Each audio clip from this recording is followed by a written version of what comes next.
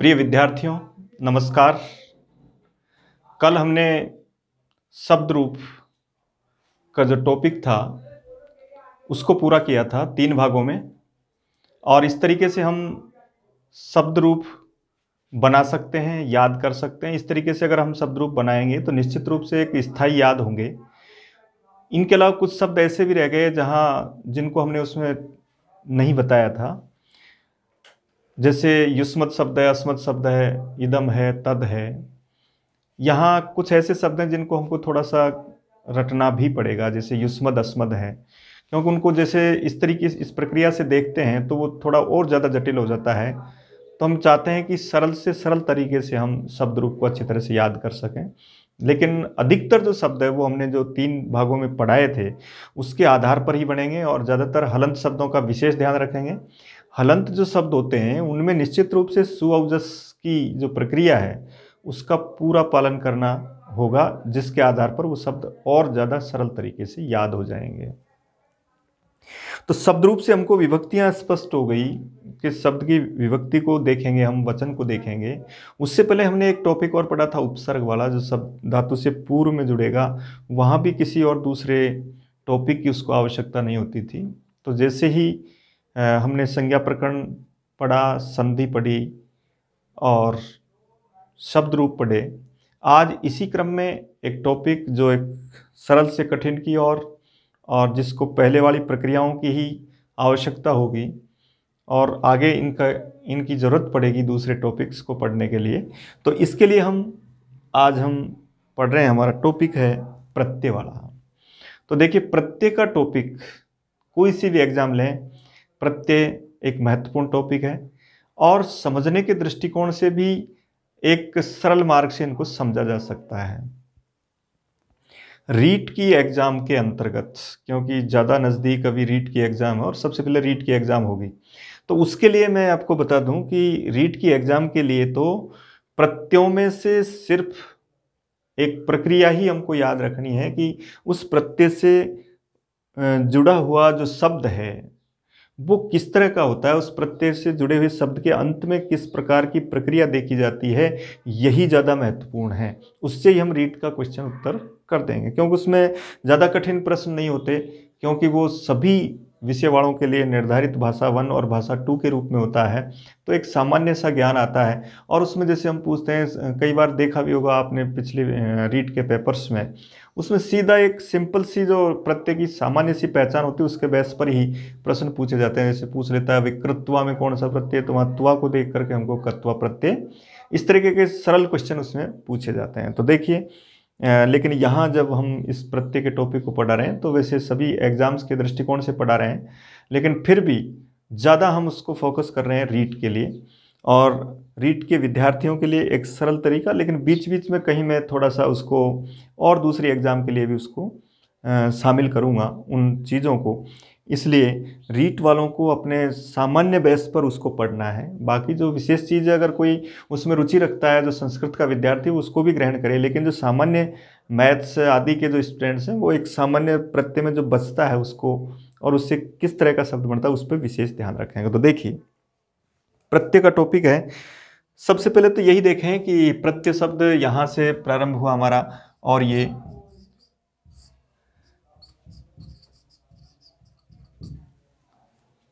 क्योंकि एक टॉपिक पढ़ चुके हैं हम उपसर्ग का, इसलिए अब बता सकते हैं प्रत्यय में कौन सा उपसर्ग है, तो प्रति उपसर्ग है।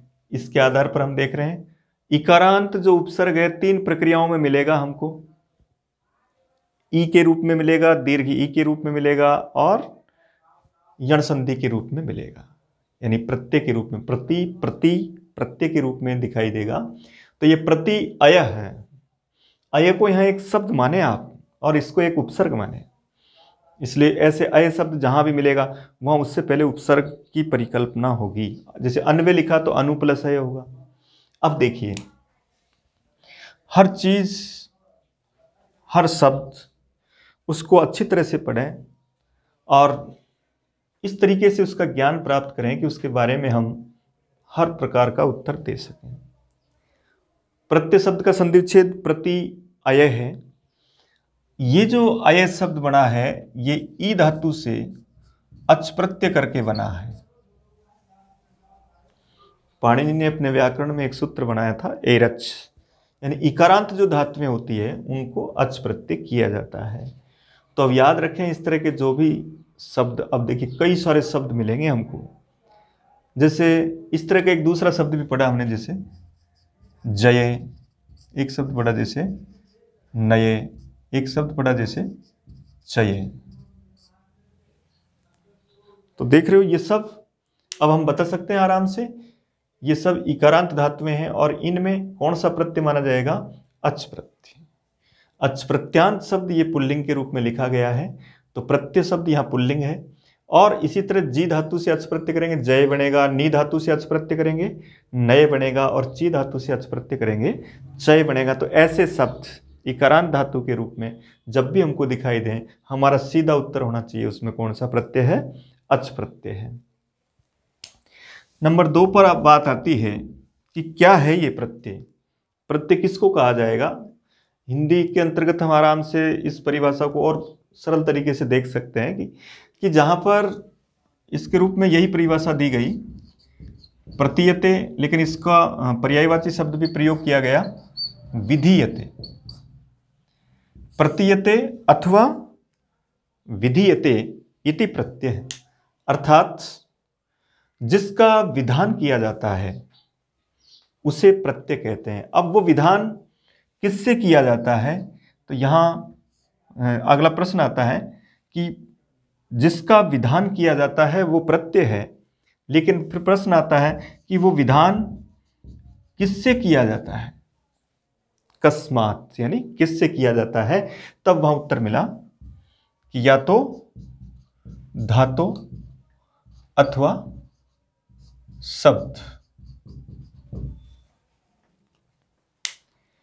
प्रत्यय शब्द के संधि विच्छेद के पश्चात उसकी परिभाषा के रूप में प्रतीयते विधीयते इति प्रत्यय, और फिर पूछा कि ये जो विधान किया जाता है, जिसका विधान किया जाता है वो प्रत्यय है, लेकिन उसका विधान किससे किया जाता है? तब वहां उत्तर 2 मिलते हैं हमको कि वो धातु से भी होता है और शब्द से भी होता है। तो ये ध्यान रखें, ये पंचमी है और यह पंचमी के रूप में ही उत्तर आएगा। धातु और शब्द से जिसका विधान किया जा रहा है उसका नाम क्या है? प्रत्यय है। अब यहां इसके बाद में देखा कि भाई इस धातु से जो प्रत्यय होंगे उनको एक नाम दिया गया कृत, और इन शब्दों से जो होने वाले प्रत्यय थे उनको नाम दिया गया तद्धित।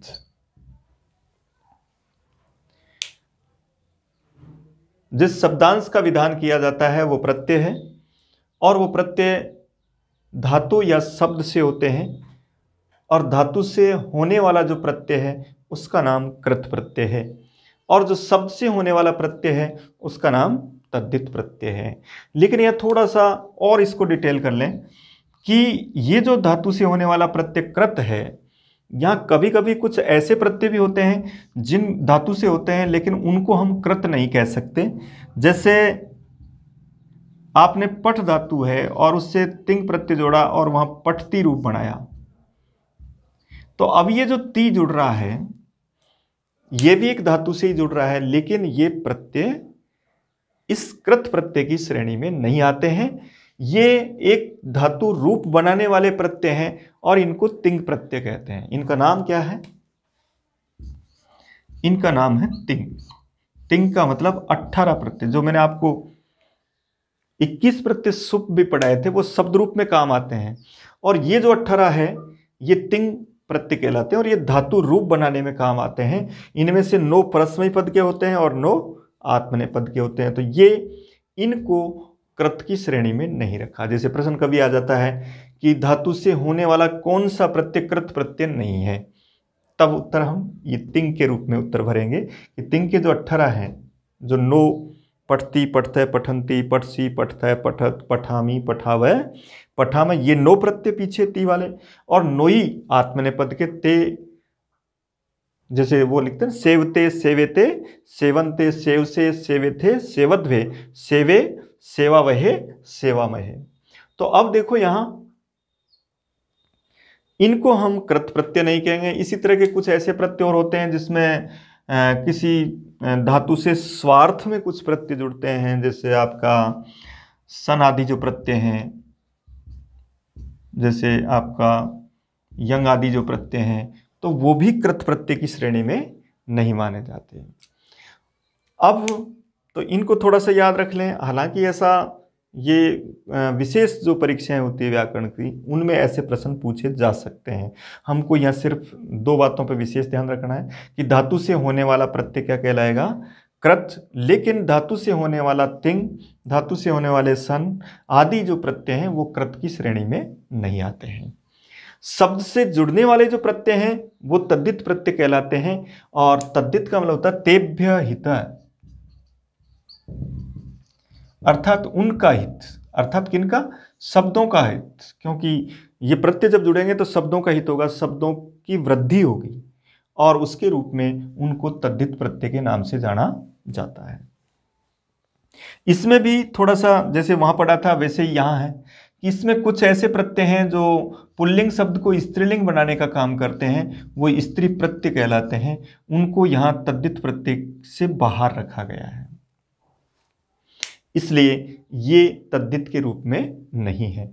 तो अब इस तरीके से पढ़ें, धातु से होने वाले प्रत्ययों को कृत प्रत्यय कहते हैं, शब्द से होने वाले प्रत्ययों को तद्धित प्रत्यय कहते हैं, लेकिन धातु से होने वाले ये कुछ प्रत्यय हैं जो कृत की श्रेणी में नहीं आते हैं, और शब्द से होने वाले ये प्रत्यय कृत की श्रेणी में, तद्धित की श्रेणी में नहीं आते हैं। इसी तरीके से जैसे राम शब्द, जैसे यहाँ धातु के रूप पढ़े थे हमने राम शब्द, और जो पढ़े थे हमने सुप आदि जो 21, वो भी तद्धित प्रत्यय से बाहर हैं।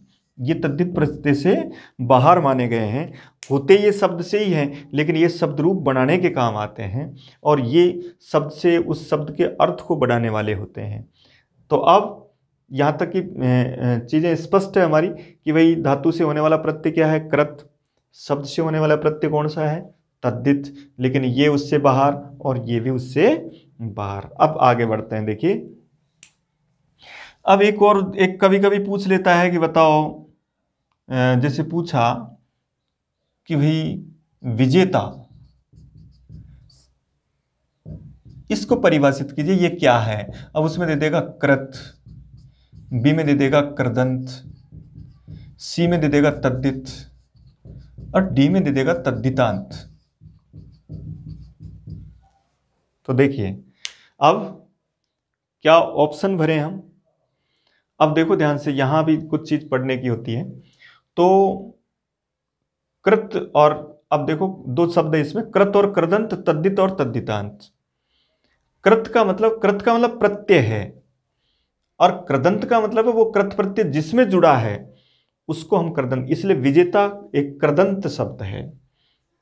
विजेता के लिए यह परिभाषा होगी कि जहां पर कृत प्रत्यय है अंत में जिसके, उसको क्या कहेंगे हम, कृदंत कहेंगे। तो याद रखें, धातु से जुड़ने वाले प्रत्यय कृत प्रत्यय होते हैं, और वो कृत प्रत्यय जुड़ करके जो शब्द बनता है उसको हम कृदंत शब्द कहते हैं, उसका नाम क्या हुआ, कृदंत हुआ।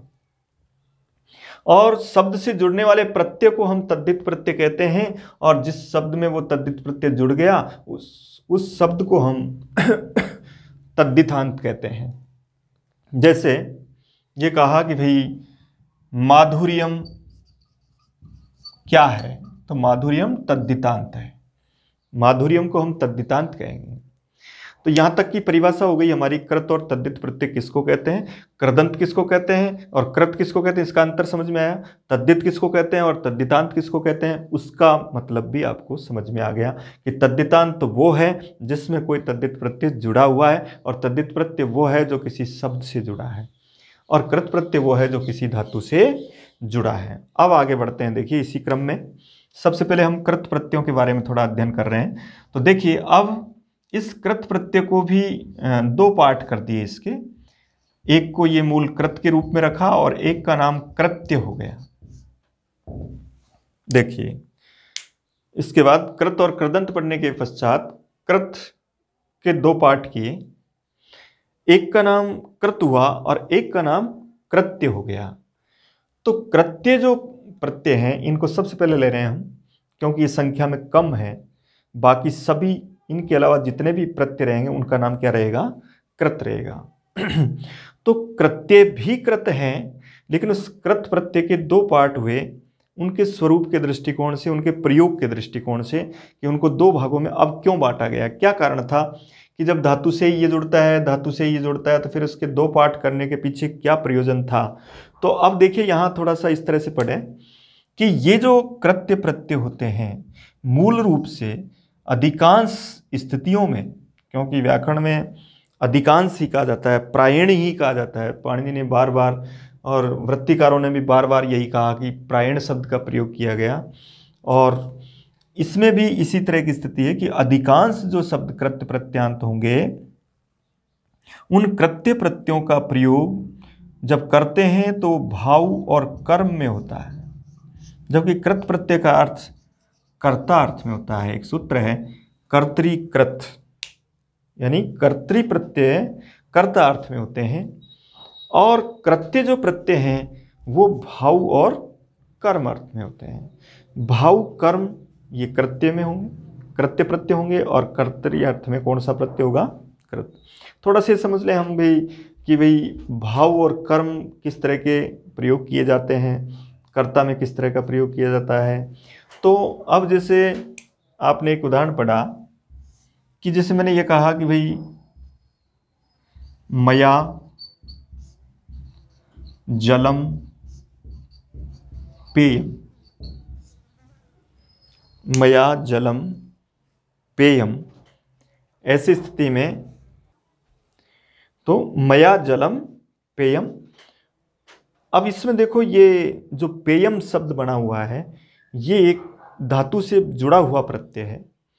तो ऐसी स्थिति में अब ये जो वाक्य बन रहा है ये कर्मवाच्य का वाक्य है, यानी इसको कर्म में कहा जाएगा। कर्म से तात्पर्य है कि जहाँ पर कर्म प्रधान होता है, कर्म में प्रथमा विभक्ति होती है, उसके अनुसार ये क्रियापद बन जाता है। ये जो कर्ता है ये तृतीया विभक्ति के रूप में रहता है, और ये कर्ता अनुक्त होता है, और जब ये अनुक्त होता है तो ये उक्त होता है।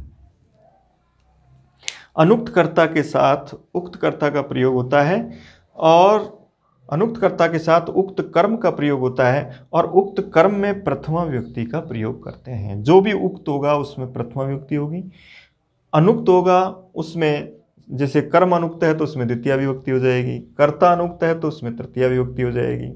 तो अभी तो सिर्फ हम ये सब चीज़ें हम वाच्य परिवर्तन में पढ़ेंगे, वहाँ बहुत अच्छी तरीके से डिटेल से इसको पढ़ेंगे। यहाँ केवल हम इसको समझ रहे हैं कि कृत्य प्रत्यय भाव और कर्म में किस तरीके से किए जाते हैं। तो वहाँ यही समझें कि वो भाववाच्य अथवा कर्मवाच्य में होते हैं। जिस दिन हम कर्तृवाच्य, भाववाच्य, कर्मवाच्य पढ़ेंगे तब इसके बारे में और विशेष पढ़ेंगे। तो यहाँ अब समझ लें हम कि कृत्य प्रत्यय जो भाव और कर्म में होते हैं, कर्म का मतलब उसके साथ कर्म अपेक्षित होता है, भाव का मतलब उसमें आपकी जो अकर्मक क्रियाएं होती है, अकर्मक क्रियाओं से हम भाववाचक शब्द बनाते हैं। अब देखिए सबसे पहले कृत्य प्रत्ययों का जो वर्णन है उसको पढ़ते हैं कि उसके अलावा फिर हमारे पास कृत बचेगा। तो देखिए कृत्य प्रत्यय यहाँ मुख्य रूप से 7 कृत्य प्रत्ययों को लिया गया, और उसके रूप में एक है यत्, दूसरा है ण्यत्, और तीसरा है क्यप। इसी तरह से एक है केलिवर, और एक है तव्यत्, तव्य और अनियर। ये कृत्य प्रक्रिया के अंतर्गत 7 प्रत्यय पढ़े गए। तो याद रखें, नाम से याद रख लें, यत्, ण्यत्, क्यप और तव्य, तव्य, अनियर और केलिमर। ये 7 प्रत्यय कौन से हैं? कृत्य संज्ञक। इसके अलावा जो धातु से जुड़ने वाले प्रत्यय वो कौन से हैं? कृत है। इनका प्रयोग कर्म या भाव में किया जाता है, कुछ विशेष उदाहरणों को छोड़कर। जैसे वस धातु से तव्यत प्रत्यय कर्ता अर्थ में होता है, वस्तव्य। लेकिन अधिकांश का मतलब 99% जो उदाहरण है वो किस में होंगे? इनके भाव और कर्म में होंगे। तो यहाँ तक हमने प्रत्यय के बारे में एक प्रस्तावना के रूप में पढ़ा कि प्रत्यय शब्द किस तरह का है और उसमें कौन सा प्रत्यय है, उसकी परिभाषा क्या है, और उसके पश्चात ये भी पढ़ा कि धातु से जुड़ने वाले प्रत्ययों को क्या कहते हैं, उससे बने हुए शब्द क्या कहलाते हैं, शब्द से जुड़े हुए प्रत्यय किस तरीके से होते हैं, कौन कौन से ऐसे शब्द से जुड़ने वाले प्रत्यय हैं जो तद्धित की श्रेणी में नहीं आते। और कौन कौन से ऐसे धातु से जुड़ने वाले प्रत्यय हैं जो कृत की श्रेणी में नहीं आते। और उसके बाद कृत को दो पार्टों में पढ़ा हमने, कृत और कृत्य के रूप में, और यहाँ पढ़ा कर्ता और ये भाव और कर्म के रूप में।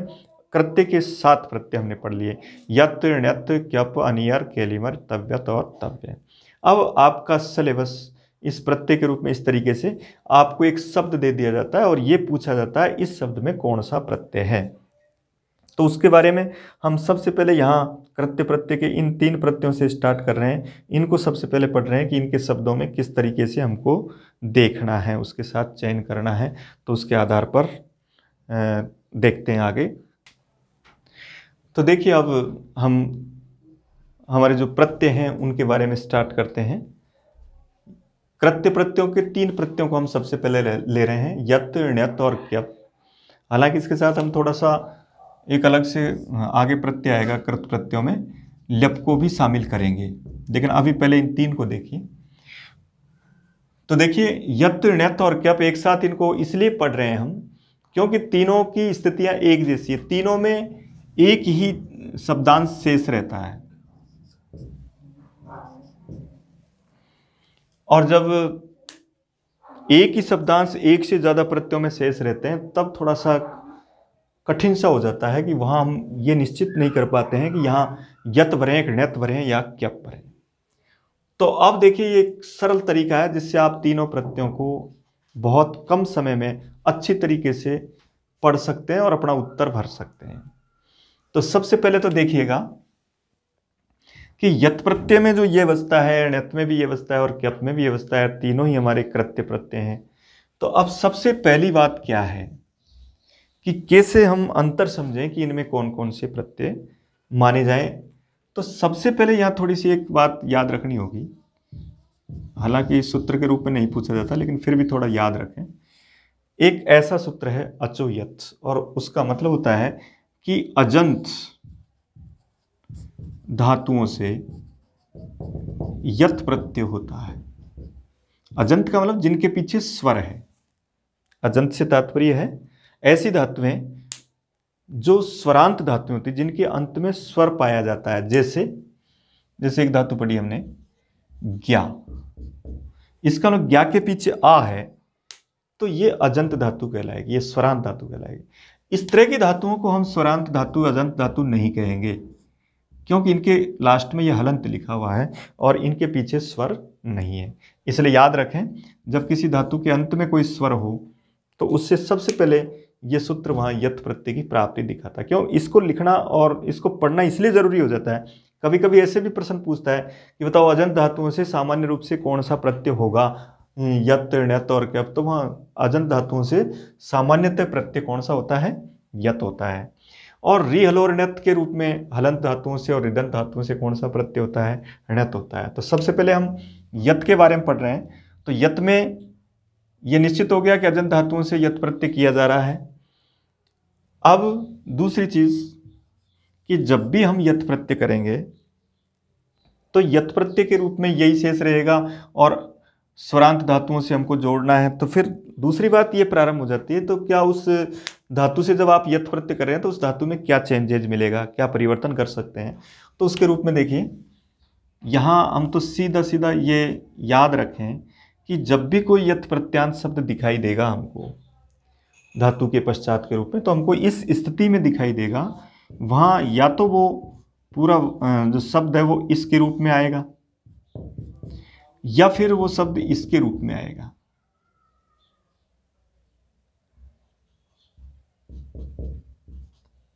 ऐसे यानी लास्ट में उसके ए रहेगा और उसके पश्चात आधा अक्षर रहेगा और उसके पश्चात ये रहेगा।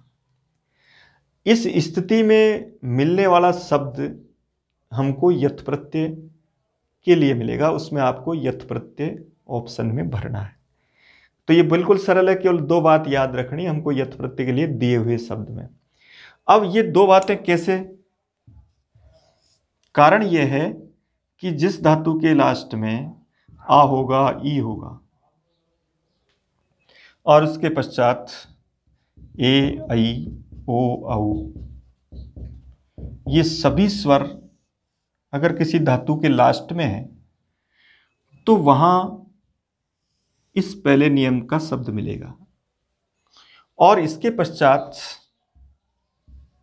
यदि कोई उकारांत धातु है अथवा कोई री वाली धातु है, या फिर कुछ ऐसी धातुओं से भी यत् प्रत्यय होता है जिसमें कोई हलंत शब्द होता है, उसको थोड़ा सा अगले चैप्टर पर लेंगे, पहले इसको देख लेते हैं। तो स्वर तो ये पूरे हो गए हमारे। अकारांत धातुएं होती नहीं, तो आ से स्टार्ट है, आ ई ए ऐ ओ औ, और बचा ऊ और री। तो इन दोनों के लिए दो पार्ट बनाए, और इन दो पार्टों से हम अब आपको ये समझ लेना चाहिए कि जब भी कोई इनके अंत वाली धातु आएगी तो हमको इस कंडीशन में उस शब्द को बनाना है। जैसे देखिए, मैं कुछ उदाहरण लिखता हूं।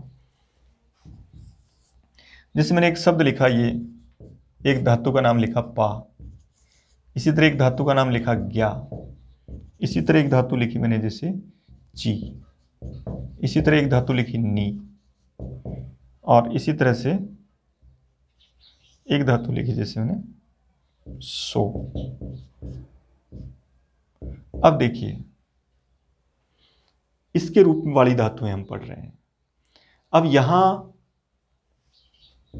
इन सब की जगह पर यत् प्रत्यय में आ के स्थान पर भी ई होकर के उसको गुण होता है, इसलिए इन सब को हमको ए कर देना है।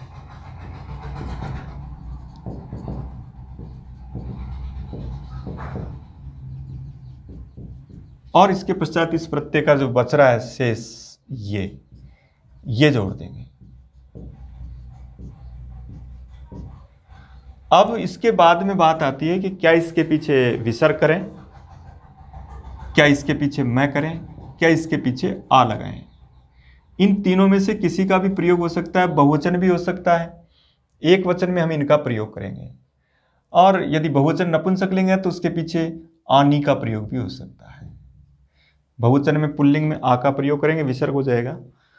तो ये सब चीजें, ये उससे आगे आने वाले शब्द के आधार पर, कर्म के आधार पर ये चेंजेस होते हैं। लेकिन सबसे पहले प्रथम दृष्टि में हमको जैसे मैं वाले को राइट कर सकते हैं, पेयम कर सकते हैं, क्योंकि भाव और कर्म के रूप में इनका जब प्रयोग किया जा रहा है तो ये सबसे पहले स्टार्ट में राइट है। मान लो कोई ऐसी स्थिति है कि जहाँ पुल्लिंग शब्द पहले आ रहा है तो उसके आधार पर पुल्लिंग आएगा। तो कहने का मतलब यह है कि ये जो यत् प्रत्यय आपने जोड़ा उसके पीछे विसर्ग में आनी किसी का भी प्रयोग किया जा सकता है, और वो इस तरीके से, जैसे गेय लिख दिया आपने, जैसे चेयम लिख दिया आपने, जैसे नेया लिख दिया, जैसे सेयम लिख दिया, जैसे दा धातु लिखेंगे तो देयम लिख दिया। अब देख रहे हैं, पहली जो प्रक्रिया आप पढ़ रहे थे, उस पहली प्रक्रिया के उदाहरण पढ़े हमने इन सभी धातुओं में। ए आई ओ वाली बहुत कम धातुएं होती है, ज़्यादातर आकारांत और इकारांत से संबंधित धातुओं के प्रयोग किए जाते हैं। तो इनमें देखें कि ये जो पहला जो मैंने आपको बताया था कि यत् प्रत्यय में आपको ये चीज़ देखनी है, इसके आधार पर हम उत्तर भर सकते हैं। अब दूसरे को देखिए, दूसरे में हमको ये देखना है कोई भी शब्द ऐसा लिखा हुआ हो, जैसे मान लो मैंने एक शब्द लिखा, ये लिखा है एक शब्द श्रव्य। अब यहाँ ये पूछा जाएगा बताओ श्रव्य में कौन सा प्रत्यय, तो बिल्कुल हमारी ये परिभाषा सामने आ रही है कि इधर ए होना चाहिए, उसके बाद आधाक्षर से मतलब स्वर रहित व्यंजन होना चाहिए, और उसके पश्चात ये का प्रयोग होना चाहिए। तो स्पष्ट है ऐसा कैसा? तो अब देखिए, इसका मतलब यहाँ यह है कि ये जो औ होता है वह अगर आता है यहाँ, तो वह निश्चित ये समझ जाओ कि वो उकारांत धातु है। तो यहाँ श्रु धातु से ये प्रत्यय है। तो आप बता सकते हैं भू धातु से अगर ये प्रत्यय करेंगे तो क्या बनेगा, तो यहाँ उ को ओ हो जाएगा और उसको औ आदेश, तो ये क्या बनेगा भव्य। श्रव्यम भी कर सकते हैं, श्रव्या भी कर सकते हैं, कर्म के आधार पर निश्चित होगा। अब भू से भव्य रूप आपने बनाया, इसका मतलब यहाँ देख रहे हैं ये वैसे पहले ए है और उसके पश्चात ये है। ऐसी स्थिति में हमको कौन सा प्रत्यय भरना है, यत् प्रत्यय भरना है। तो ये किस किस में आ सकता है, उ और री के रूप में। तो उ की पहचान क्या है, उसके पीछे व मिलेगा आधा। री की पहचान क्या है, उसके पीछे अर मिलेगा। जैसे उदाहरण लिखा है ये मैंने, जैसे व्री धातु है, तो अब यहाँ ये उदाहरण है जैसे वर्ये। अब ये पूछा जाएगा कि बताओ इसमें कौन सा प्रत्यय है, तो निश्चित रूप से हम देखेंगे कि ये से पहले र है आधा और उससे पहले ए है, इसका मतलब यहाँ भी यत प्रत्यय है। इस तरीके से यत प्रत्यय की पहचान करेंगे। तो हम शब्द की पहचान भी कर रहे हैं और धातु से हम उसको जोड़ भी रहे हैं। इस तरीके से आराम से हम सभी उदाहरणों को कर सकते हैं। अब लास्ट में एक बात आती है, क्या यत प्रत्यय अजंत धातुओं से ही जुड़ता है? तो यहाँ एक ऑप्शन और प्राप्त हुआ हमको कि कभी कभी व्यंजन हलंत धातुओं से भी यत प्रत्यय होता है। तो हलंत धातुओं में ज़्यादातर जो उदाहरण है वो एक सूत्र विशेष है, पोर दुप्धात, यानी पै वर्ग, पै फै बै भै मै। ये भी किस तरह की, जब इनसे पहले ए होगा। ऐसी हलंत धातुओं से भी यत प्रत्यय किया जाता है, वहां इस नियम से किया जाता है। वहां तो पूरी स्वरांत धातुएं आ गई। तो अब आप केवल यही समझ लो कि यदि कोई हलंत धातु से यत प्रत्यय होता है तो वो तभी हो सकता है जब उससे पहले ए होगा, और ये पहचान भी इसी के अंतर्गत है। इस दो के अलावा तीसरी कोई पहचान नहीं। जैसे आपने देखो एक उदाहरण, अब इसका पढ़ते हैं हम। जैसे मैंने कहा कि भाई जैसे लव धातु है, तो लव धातु से लभ्यम। अब देखिए आप, लब धातु से क्या हुआ, लभ्यम हुआ।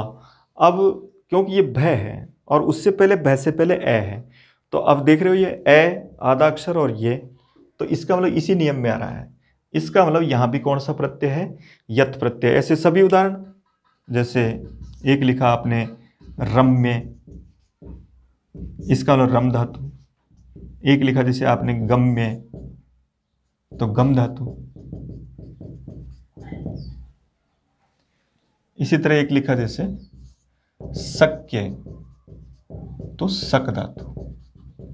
यहां देखिए मैंने केवल पैफ है मैं लिखा था, लेकिन एक बात और बोली थी मैंने कि जब इस स्थिति में कोई मिलेगा तो वहां यत प्रत्यय होगा, चाहे उसमें कोई और भी व्यंजन आ सकता है, तब उसका सीधा उत्तर यहाँ इसके आधार पर आपको यत प्रत्यय भरना है।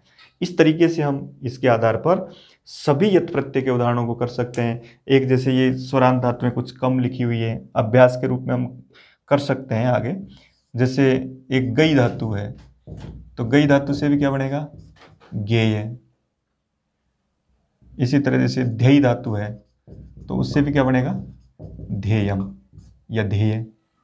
तो देख रहे हो ये ऐ की मात्रा है, फिर भी हमको क्या लिखना है, ए, क्योंकि इन सभी के साथ हमको क्या करना है, ए करना है। सभी को चेंज करना है, आ की जगह भी ए करना है, ई की जगह भी ए करना है, इन चारों की जगह भी आपको ए करना है, और इस नियम से उस शब्द को बना देना है। तो इस तरीके से यत प्रत्यय के हम सभी उदाहरणों को कर सकते हैं। कोई से भी क्रियापद इस तरह का आता है, धातु से पूछवा है, तब भी आपको ऐसे इस स्थिति में कर सकते हो। शब्द बना करके दिया हुआ है तो आप इससे पहचान लो, यह से पहले ए आ रहा है, ठीक है, यह से पहले आधा अक्षर, उससे पहले ए आ रहा है, तो वहां उसको यत प्रत्यय कर सकते हैं। अब इस यत प्रत्यय के पश्चात हम पहले क्यप को पढ़ लें तो फिर ऋणत बिल्कुल सरल हो जाएगा। तो इसके पश्चात क्यप को पढ़ रहे हैं हम, देखिए। हाँ, अब देखिए यत प्रत्यय के बाद बिल्कुल आज आप तीनों प्रत्यय इस तरह से करके जाएंगे कि आप बिल्कुल भी आपको कोई परेशानी नहीं होगी, आप प्रत्येक उदाहरण को देख करके अपना उत्तर भर सकोगे। इसलिए देखिए क्यप प्रत्यय पढ़ रहे हैं हम, क्यप में भी वही यह शेष रहता है, लेकिन अब यहाँ याद रख लें आप, क्यप प्रत्यय बहुत कम गिनी चुनी धातुओं से पाणिनि ने कुछ सूत्र विशेष ही बनाए, उनसे ही हमको क्यप प्रत्यय जोड़ना है। लेकिन फिर भी क्यप प्रत्यय से जुड़ा हुआ कोई शब्द अगर दिखाई देता है तो उसके रूप में हमको इस तरीके से याद रखना है कि यहाँ इससे बड़ा हुआ जो शब्द है वो किस तरह का होगा, उसके पश्चात ये इस तरह की स्थिति होगी।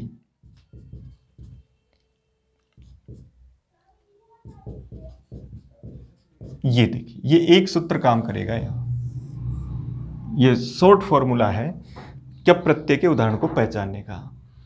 क्योंकि इस प्रत्यय में ये क है, क वाले जो प्रत्यय होते हैं उनमें गुण नहीं होता, और जब गुण नहीं होता तो ये धातु के पीछे जो ई उ री होते हैं ये चेंज नहीं होते हैं, यानी इनमें गुण की प्रक्रिया नहीं होती। इसलिए याद रखें जितने भी आप क वाले प्रत्यय पढ़ेंगे उनमें कभी आपको गुण नहीं करना है, वहाँ संप्रसारण हो सकता है, यानी उसका विपरीत हो जाता है यण संधि का। तो ये पहचान है इसकी। अब इस तरह का कोई भी उदाहरण अगर आता है तब उसमें आपको क्या प्रत्यय भरना है। और गुण नहीं का मतलब धातु जब इस तरह की दे रखी है तो उसमें आपको गुण करना ही नहीं है। इसलिए अब देखो यहाँ इस स्थिति में ए भी आ सकता है, बहुत कम उदाहरणों में आता है। कारण कब आता है? जब मान लो किसी धातु का जैसे अंतिम वर्ण का लोप हो जाता है, तब वहाँ ए के पश्चात भी आधा अक्षर मिल सकता है, क्योंकि ए के पश्चात आधा अक्षर वाला हम यत प्रत्यय में पढ़ चुके हैं, इसलिए यहाँ इसको हमने बाहर कर रखा है। यहाँ मुश्किल से एक आध उदाहरण इस तरह के मिलेंगे, बाकी तो इस नियम के आधार पर आपको काम करना है। ई उ री के पश्चात आधा वर्ण दिखाई देगा, यानी हलंत व्यंजन दिखाई देगा, और उसके पश्चात ये होगा। अब जैसे बहुत कम धातुओं से ये क्या प्रत्यय किया गया, पाणिनि का एक सूत्र विशेष है, तिस्तु वाला है, तो उसके आधार पर जैसे देखिए ई धातु है, इसका मतलब यहाँ जो ई धातु है तो इत्ते रूप बनता है। इसका मतलब यहाँ प्रथम स्थिति में जो ये सब थे, इसके बाद आधा अक्षर और ये दिखाई दिया, गुण नहीं दिया। यहाँ तीसरे नंबर पर हम एक ऐसी स्थिति लिखते हैं, तुक का आगम होता है। कब होता है? लेकिन ह्रस्व स्वरों के बाद। अगर धातु के अंत में ह्रस्व स्वर है तो उसके साथ ये तय का आगम भी होता है। तो ये पहचान। अब इत्ते को देख कर आराम से बताएं, क्या यहाँ आपने पढ़ा तो यत प्रत्यय है? बिल्कुल नहीं, क्योंकि यत प्रत्यय के लिए तो ए होता है, इसके लिए क्या आ रहा है? ये ई आ रहा है। तो ई आधा अक्षर और ये, इसके रूप में हम क्या प्रत्यय की पहचान करते हैं। इसी तरह जैसे एक उदाहरण मैंने देखा, ये देखो, जैसे स्तु धातु लिखी, तो अब देख रहे हैं आप स्तु में क्या आ रहा है? ऊ आ रहा है, तो ये स्तु ऊ ह्रस्व है, तो ये तय का आगम कर देंगे, तुक का आगम होगा और ये स्तुत्य होगा। इसी तरह से एक ये विशेष उदाहरण है इसका, सास धातु से शिष्य बनता है। तो शिष्य शब्द को देख करके तो आप बता दोगे कि यहाँ क्या प्रत्यय, क्योंकि ये से पहले आधा अक्षर है और उससे पहले ई है। लेकिन धातु, इसमें धातु पूछ लेता है, तो ये चिन्हित कर लें आप। ये इस क्या प्रत्यय का एक मुख्य उदाहरण है, कई बार पूछा गया और पूछा जा सकता है कि शिष्य में कौन सी धातु है, तो सास धातु लिखें, और शिष्य में कौन सा प्रत्यय है तो क्या प्रत्यय भरें। सास धातु से क्या प्रत्यय जोड़ने पर क्या बनता है, तो शिष्य बने। इसी तरीके से आगे जितने भी उदाहरण होंगे, जैसे एक धातु है आपकी व्री, तो व्री भी ह्रस्व स्वर है, इसके पीछे तय का आगम हो जाएगा तो वृत्य हो जाएगा। व्री धातु से वृत्य शब्द बनेगा। इसी तरह जैसे भ्री धातु है, उससे क्या बनेगा? भृत्य बनेगा।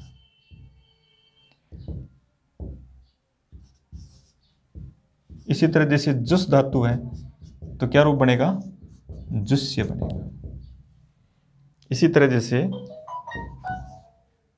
प्र उपसर्ग है, ग्रह धातु है, और क्या प्रत्यय है, तो क्या रूप बना? प्रगृह्यम। देखा आपने? ये जो यहां थोड़ा ध्यान रखें, कै वाले प्रत्ययों में ये जो र होता है, इसकी जगह संप्रसारण होकर के री हो जाता है। तो ये प्रगृह्यम में भी, अब उत्तर तो दे दोगे आप। प्रगृह्यम में कोई पूछता है कि कौन सा प्रत्यय, तो आराम से उत्तर देंगे हम, क्योंकि क्या प्रत्यय की ये जो पहचान है, इसको इस पर पूरा फोकस रखना है रीट के लिए, क्योंकि वहां सिर्फ ये पूछेगा इसमें कौन सा प्रत्यय, तो इसको देख करके आप अपना उत्तर भर सकोगे। तो ये प्रगृह्यम लिखा है, देखो, इसका मतलब ये री आ रहा है, इसके बाद आधा अक्षर आ रहा है, और उसके बाद ये आ रहा है। मैं, विसर्ग आदि, ये तो उस शब्द को पूरा करने के लिए होते हैं, इनकी प्रत्यय में ये शामिल नहीं होते हैं। इस तरीके से हम इस प्रत्यय को पढ़ेंगे, क्या प्रत्यय को पढ़ेंगे। अब आपने दो बातें याद कर ली कि एक तो ये चीज आप पढ़ चुके, और एक ये पढ़ लिया, और तीसरे में ये पढ़ लिया। ये चीजें आप पढ़ चुके। इन चीजों में दो प्रत्यय आ गए, एक यत आ गया और एक क्यफ। विशेषकर इन पे ज्यादा ध्यान दें हम, क्योंकि इसके आधार पर आपको शब्द में चयन करना है कौन सा प्रत्यय। अब रही बात क्या कि इनके अलावा और कोई स्थिति आती है और वहां ये दिखाई देता है प्रत्यय के रूप में, तब आपको ये उत्तर भरना है। यानी णत प्रत्यय को पढ़ने की आवश्यकता नहीं। अगर हम यत और क्यप को अच्छी तरह पढ़ लेते हैं तो अपने आप ही जो शब्द बच गया उसमें क्या प्रत्यय भरेंगे, हम अण्यत भरेंगे। अब जैसे कोई पूछे आपसे कि बताओ आचार्य में कौन सा प्रत्यय है, तो बिल्कुल आप आराम से उत्तर देंगे। देखिए सबसे पहले तो ये देखो कि पीछे ये आ रहा है, इसका मतलब इन तीनों में से कोई एक है।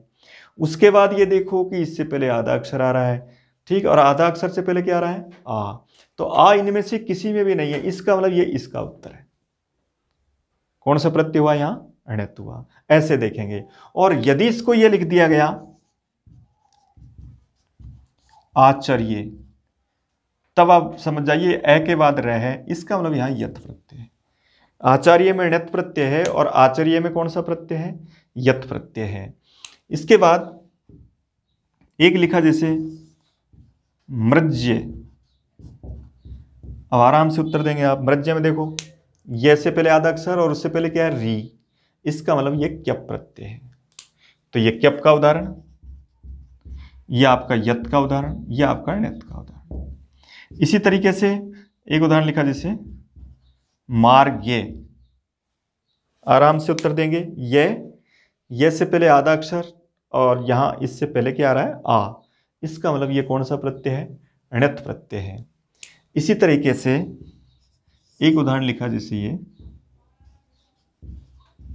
भक्ष्य, यहां जरूर थोड़ी बहुत गलती कर सकते हैं आप लोग, क्योंकि यहां देखेंगे आप कि ये से पहले आधा अक्षर और उससे पहले ए है, तो क्या भरना चाहिए हमको, ए आधा अक्षर ये यत भरना चाहिए, लेकिन ये उत्तर गलत है। यहां भी आपको अण्यत भरना है, कारण कि यहां क्षय में दो आधे अक्षर हैं, इसलिए यत प्रत्यय के लिए आधा अक्षर एक ही मान्य है। अगर दो आधे अक्षर हैं तब वहां और कोई विकल्प ही नहीं है, वहां सीधा उत्तर क्या है, अण्यत। इसलिए याद रखें, जो संयुक्त अक्षर के रूप में क्षेत्र ज्ञ आदि जो आते हैं, और यदि वो आधे अक्षर के रूप में काउंट किए जाते हैं, तब उसमें आपको उत्तर ही यही भरना है, अण्यत, दूसरा उत्तर नहीं भरना है। जैसे एक पढ़ा आपने ये लेख्य, तो पहचान करिए लेख्य में ये से पहले आधा अक्षर और उससे पहले एक ही मात्रा है, तो यहां किसी में भी नहीं आ रहा है, इसका मतलब कौन सा प्रत्यय है, अण्यत प्रत्यय है। कई बार लोग इसको लेख्य को देख करके सीधा थोड़ा जल्दबाजी में फैसला कर लेते हैं और वो उसमें यत भर देते हैं, वो देख लेते हैं कि ए प्लस ये है, लेकिन ए प्लस ये के बीच में आधा अक्षर नहीं है यत प्रत्यय में, वहां आधा अक्षर है, इसका मतलब वो किस में आएगा, अण्यत प्रत्यय के रूप में आएगा। एक है जैसे ये लिखा आपने आरोग्यम, अब यहां देखिए ये से पहले आधा अक्षर और उससे पहले क्या आ रहा है, ओ, इसका मतलब कौन सा है, अण्यत। सिर्फ ये तीन याद कर लो, तीन प्रत्यय याद हो गए, बिल्कुल कितना सरल है। ए प्लस ये यत प्रत्यय, ए प्लस आधा अक्षर प्लस ये यत प्रत्यय, ई उ री आधा अक्षर ये क्या प्रत्यय, इनके अलावा की स्थिति में अण्यत प्रत्यय, वह अण्यत प्रत्यय के रूप में हम प्रयोग कर सकते हैं। मुश्किल से कोई 4-5 उदाहरण अपवाद के दृष्टिकोण से अलग तरह के आ सकते हैं, उनको मैं बता रहा हूं इस तरीके से कि जैसे एक तो ये आपका एक ऐसा उदाहरण है, ये जन्य, इसको अपवाद उदाहरण मान करके ऐसे उदाहरणों को रट लेना चाहिए। जैसे मान लो 3 प्रत्यय, अगर आप 3 उदाहरण रट भी लें तो कोई बुरी बात नहीं है, बाकी सब इस नियम से हो रहे हैं। तो जन्यम एक ऐसा उदाहरण है जिसमें यत और अण्यत दोनों उत्तर होते हैं, इसमें यत भी होता है और अण्यत भी होता है। एक दूसरा एक और उदाहरण है, तो ये 2-3 उदाहरणों को स्टार्ट में ही याद कर लें और उसके बाद यत अण्यत क्यप को याद करें। तो दूसरा जो एक उदाहरण और है खेयम, इसमें आपको क्यप प्रत्युत्तर भरना है, कारण ये खन धातु है और इस न की जगह ई हो जाता है, इसलिए ये ए प्लस ये के रूप में यत में जा रहा है। तो उन 2-3 को वैसे पहले याद कर लें कि खेयम में यत नहीं होता है, क्यप होता है, जन्यम में यत और अण्यत दोनों होते हैं। मार्गी जो उदाहरण है उसमें आपका अण्यत प्रत्यय, आपको देख करके हम उसका उत्तर भर सकते हैं। अधिकतर अण्यत जो प्रत्यय है वो हलंत धातु से, प्रश्न आता है कि भाई हलंत धातुओं से कौन सा प्रत्यय होता है, तब सबसे पहला उत्तर हमारा अण्यत होना चाहिए। और एक रिकारांत धातुओं से कौन सा प्रत्यय होना चाहिए, तब भी हमारा उत्तर आना चाहिए क्या, अण्यत। ये बात हुई कि किस किस प्रकार की धातु से कौन से प्रत्यय होते हैं। सबसे पहली लाइन, अजंत धातुओं से यानी जिनके पीछे स्वर होता है उनसे सबसे पहले प्राथमिक दृष्टिकोण से यत प्रत्यय किया जाता है। हलंत धातुओं से सबसे पहले णत प्रत्यय किया जाता है। ऋकारांत धातुओं से भी सबसे पहले णत, हालांकि ऋकारांत अजंत धातु होती है लेकिन ऋकारांत री वाले को णत में लिया गया है, इसलिए ऋकारांत धातुओं से सर्वाधिक कौन से प्रत्यय होंगे, णत। क्यप प्रत्यय के लिए कोई ऐसा प्रावधान नहीं है। क्यप प्रत्यय में कुछ पाणिनि के 3-4 सूत्रों के आधार पर कुछ धातुएं विशेष लिखी गई कि इनसे क्यप प्रत्यय होता है, लेकिन जिनसे होता है उनसे जो शब्द बने हुए हैं वो इस स्थिति में मिलते हैं, और इससे मिलने वाले शब्द इस स्थिति में मिलते हैं। इसके अलावा जो शब्द मिलते हैं वो आपके णत प्रत्यय के रूप में होते हैं। उनमें आपको ई को ए गुण कर देना है। जैसे लिख धातु है तो लेख्य हो जाएगा, क्योंकि इसमें गुण होगा, इनमें गुण नहीं होता है। एक है, जैसे मान लो यहाँ कोई इस तरह की धातु है जिसमें इसका प्रयोग किया गया, णत प्रत्यय का प्रयोग किया गया। जैसे मैंने एक वाक्य लिखा, ये शब्द लिखा पाठ्यम। अब बताइए कौन सा प्रत्यय है, वाद्यम। एक लिखा शिक्ष्यम।